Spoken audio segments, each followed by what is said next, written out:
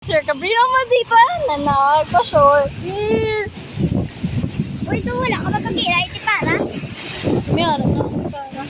Hala, wala di sa limang ko lo. So guys, nalet.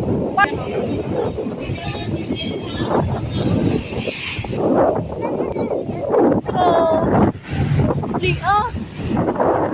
ay gay ka! Ako, TV? So, part 2 na to kasi grabe.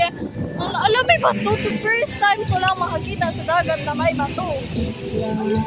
Scary lang naman.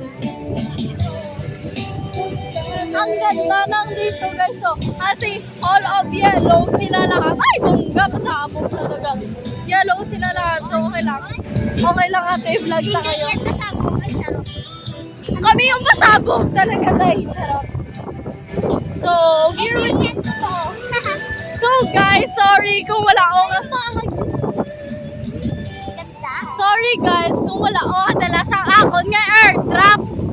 Muna ka, hindi malinaw ang camera. Kaya ang kamot ko kaalay na. Dapat muna daw. Pero okay lang na. Cool ginit sa duta. Sorry po mga ate. Ala, wow. Here we go. Alam ko na solo, hindi ba nimo? Hindi nimo. Ang ganda. O eh, mga way sa amin tayo para ngayon nang pumunta ng baybay. Bunggan. Picturean mo ko di karon wala magbalik ta. So, mapata-pata kinaberlo. Wala, galubog na. Uy, pinatalo. Sana kayo magla. Last malakato to sa may fishing ganyan. Tayo na natin. Okay lang yan. So, Kita yung malangkot na uy, ma-foot marks na kun! Amo na ba? Iyan mo ng telo, tas tapiak man. Bakit wala? Tanga-tala ka ta. Para sa imo na pala tama. Tanga-ta.